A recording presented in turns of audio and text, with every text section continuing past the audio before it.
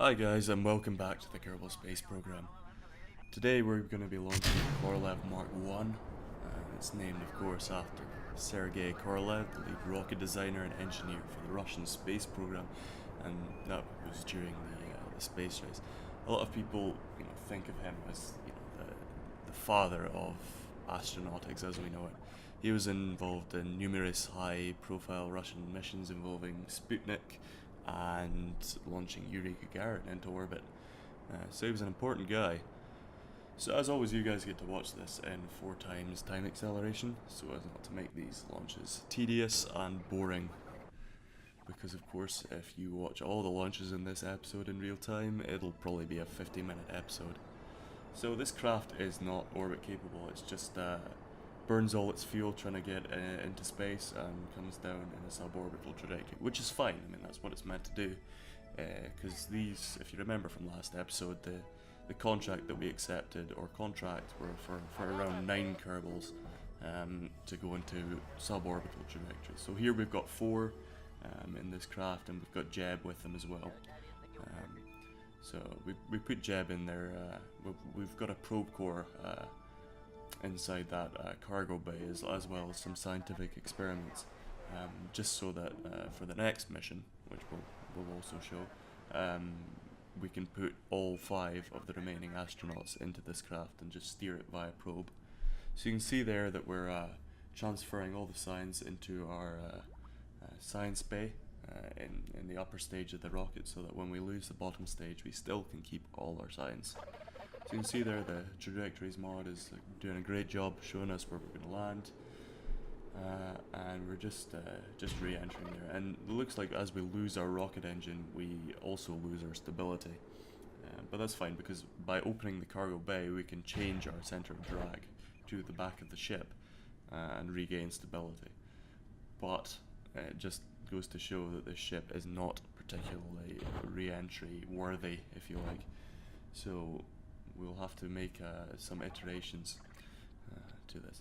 So we're just checking on our crew here, and they look like they're enjoying themselves. Looks like they've had a good time of it. And as we come down, science here now tells us that we can do a bit more science. So I think Jeb's just gonna hop out and stick his toes in the water, and gonna gain good science through that. He's gonna report back that it's fucking Baltic out here. And I'm sure that's going to go down in Kerbin history as some great words. And now that we've got all our signs, we can just recover our vessel and see what we got.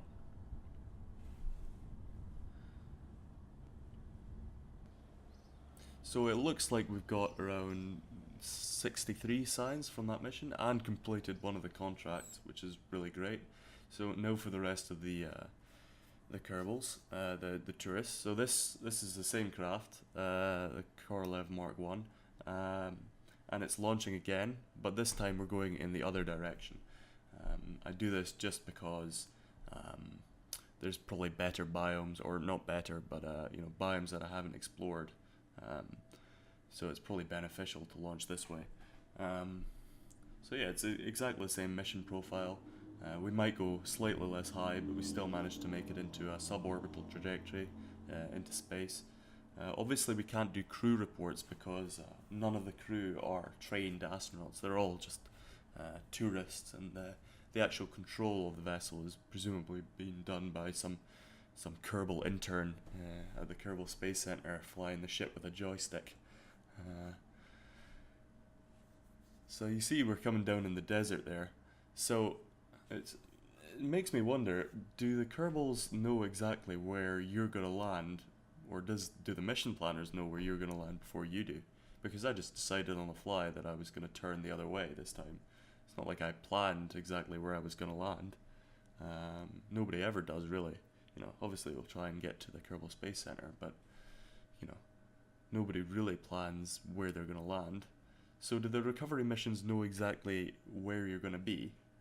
And do they have, all their recovery equipment just waiting, scrambling to go and find you in the desert?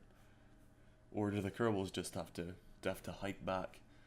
I suppose it makes a lot of sense to think that maybe they don't need to. Maybe because Kerbal is just so flat everywhere, you can just launch a plane and then you can land it near the landing site, and that'll be you. That's fine. Because Kerbal is about 10 times smaller than it should be, at least in our universe, for the mass that it is. Right, you can see there I think about upgrading the R&D center, but I decided against it.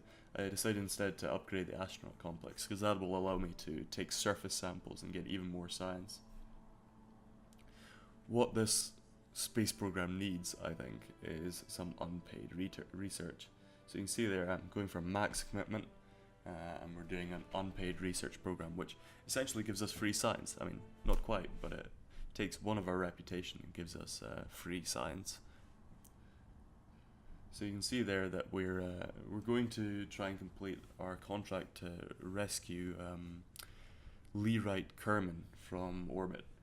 So we're using an upgraded version of the Korolev. This is the Korolev Mark 2.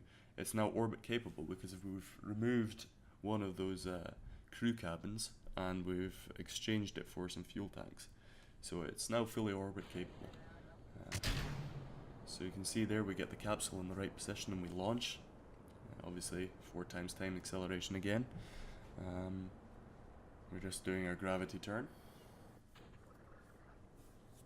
And it looks like we lose a fin there, but that's alright because we can just, you know, at that point the atmosphere is has less control over the ship than the actual gimbal does. So you can see there we come in a little behind Leeroy's craft. I'm going to start calling him Leeroy soon. And we start our circularization burn. So we're going to have to go into a lower orbit than Leeroy in order to catch up with the guy. Just because in space travel and Kerbal Space Program, the lower your orbit, the faster you go. It's just one of those weird things. So yeah, we can see there we're just tweaking our orbit so we can get that approach nice and close. And then all that's left to do is just to time accelerate. And then we can start. And there we're coming in. Just killing the rest of our relative velocity, making sure it lines up with a negative target indicator. And I still can't actually see Leeroy's craft anywhere. I have no idea where it actually is. But our approach is, you know, within 100 meters, so it must be about somewhere. So for some reason I think I haven't unlocked the ability to see things on my HUD yet from the Space Center, so I'm just going to have to rely on the fact that I, you know, actually seeing... there it comes past. There we go. Just kill the rest of our relative velocity. And then I'm going to switch to Leeroy Leeroy to fly back in. So I'm wondering how Leeroy managed to actually get up here. Could it be that he was one of our research interns? And he got trapped. I don't know, maybe he was making mystery goo, and he got trapped in the mystery goo container somehow and, you know, got dragged up into orbit against his will. Jeb's probably on the radio right now, just slagging the guy off as he desperately tries to get into the capsule. You see there, we take quite a while to get back into the ship, just because I'm on the wrong side and I actually can't see fucking anything. Luckily you guys get to watch all this painstaking RCS maneuvering and 4 times time acceleration. There we go. Leeroy just is a fuck up, isn't he? He's just in the wrong place at the wrong time. There we go, and eventually we managed to get back in. And that's Leeroy saved. So we need to transfer Leeroy into the crew cabin at the back, and then transfer Jeb into the front crew cabin. There we go.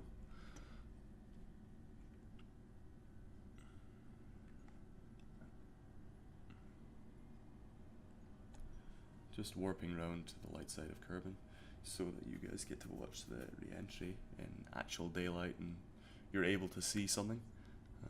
I certainly wasn't when I was trying to get Leeroy on board. So you can see there that we're just lining up with our retrograde marker, and we're going to start our re-entry burn. So we're just closing up that bay. Now, I think, you know, I've added these little fins to the top of the craft, and hopefully that makes it a little more stable. Now, you can see there that it is actually aerodynamically stable, but it has a slight lean to it. That's quite similar to what the Mercury craft did when it was re-entering. It had its mass slightly offset from the center at the central axis, and as such, it was able to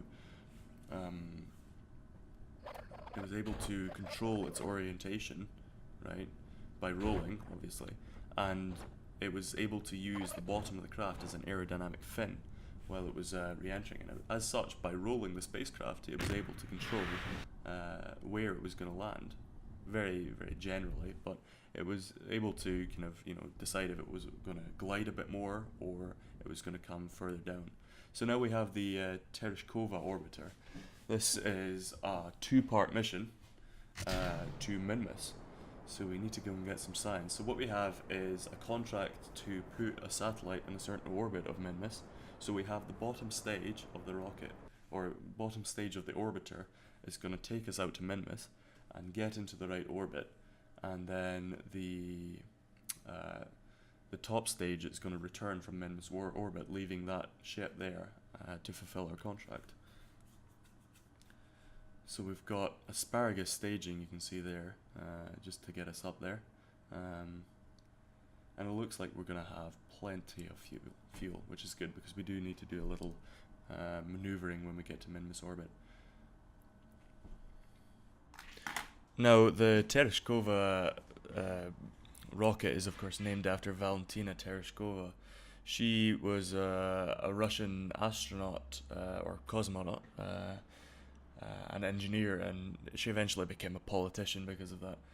She was the first woman to have flown in space, having been selected from more than 400 applicants and 5 finalists to pilot the Vostok 6 on the 16th of June in 1936. Now, I assume, I mean, I don't know this for sure, but I assume that Valentina Kerman in this game is, of course, a tribute to Valentina Tereshkova, which I think is quite nice. So you can see us here. We're gonna try and perform our plane change maneuver. You can just see I'm getting a couple of cinematic shots of the ship there. Oh, it looks like I've already performed it. Missed it because I was ranting about Valentina. Yeah, either way, so we're just looking for our encounter with Minmus. You can see there that I don't actually have patched conics or you know, secondary patched conics. So because of the encounter I get with the Mun there, I'm not able to see what my approach to Minmus looks like. So I just go for the burn anyway, knowing that I do have a change in zone of influence, or I can't remember what that's called. But I can assume that I will encounter Minmus at the top of my apoapsis there. So we just warp past the moon, gather a little science. You see us coming past there. I decide to save most of my experiments for Minmus itself, and I think we'll have a separate mission to the Mun. So I do a couple of experiments that I can reuse, but I save most of them for when we actually get to Minmus. You can see there I think about doing, well, I do one mystery goo, but I reset my material study. It's taking me a while to decide there. And then we transfer everything into that science container at the front, which is obviously going to return back to Kerbin once we're done. Now you can see there I do not, in fact, have an encounter with Minmus, so I need to do a couple of correction maneuvers. Yeah, so I warp further out, so it's less sensitive to changes, and then I think I'm just going to do a pro-grade burn and hope for the best. Oh no, I do end up planning it out a bit more. You can see me just mucking around with those maneuver editors and trying to get a good approach. Now, I think a good way to get an approach is to go into the focus view for a min-miss and see how the approach is going to come over. It's a little trick that I figured out. It's become very useful. So we want to enter the min-miss sphere of influence on the right plane. So that was what I was mucking around there trying to do. So it seems like old me is pretty happy with the approach that we're taking. So we're just gonna do the burn, execute the burn. So I'm using MechJed there to hold my orientation on the node, which is super useful. I don't know, you might be able to unlock that with a higher level of pilot. So perhaps, you know, people will claim that it's a bit cheaty, but I think it's a little more realistic. I mean, the technology to hold a certain orientation is not has been around since, I don't know, I guess the Apollo missions must have had them. So I mean, it's not. I think it's more realistic in a way. Either way, we're just inspecting our approach there, and it looks fine. So we're just gonna warp in. Don't know what old me's up to there. Yeah, there we go. In we come. So just before we change our planes, we're going to do one last bit of science, and then as soon as we change planes or change spheres of influence, we're going to do all the science that we can, as much as possible. Right, there we go. So you can see what I'm trying to do here is I'm trying to find the position in my orbit at which the plane of my orbit intersects the orbit that I want to get into, and that will be my ascending and descending node. And you know, I can burn there to correct my orbit's plane and get into the right plane, because I don't get any ascending and descending nodes on my orbit, because I'm, for one thing, not on a circular orbit. And another because just due to the nature of the contract, it doesn't give you, you can't set that orbit as a target orbit. It just doesn't let you. Or maybe I haven't figured out the right way.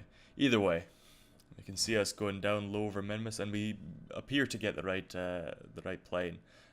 It's a little bit off, so I think I need to do some corrections to that. But apparently it's good enough for the contract. As you can see, we managed to complete it. And there you can see us separating our little science capsule from the main satellite, and that's obviously going to remain there because, you know, while I could have just taken it away once I completed the contract, you know, you sometimes get these little contracts to correct its or change its orbit, and they can be quite lucrative for very little effort. So I just want to keep that there, and maybe, yeah, I'll get a bit more money out of it yet. Also, it would be a bit of a dick move if we just, you know, we accept a contract to put a satellite in a certain orientation, and we just put it there and then take it away once we get the money for it. But yeah, we can see that we're gonna re-enter the atmosphere fine. It looks like we might be coming down on the dark side, unfortunately, but you know, there's just nothing I can do really about that. And see there, we're coming down. So we're burning that little engine like fuck, just trying to, not really to slow down, more just to actually dump fuel, because the less mass that we have on board, the less likely it is that or the less momentum we're gonna maintain, and the less likely we are to burn up in the atmosphere. And you see there, we don't actually lose anything on re-entry, which I was surprised about, given I don't have a heat shield, or indeed, you know, anything to protect me. But it looks like we come down fine, and we deploy the parachute, and for some reason we pick up some kind of a spin. So I'm guessing that's perhaps due to the fact that the parachute was located around the center of mass of the vehicle, but I have no idea really. Could be. Anyway, it looks like we're going to come down without any real drama.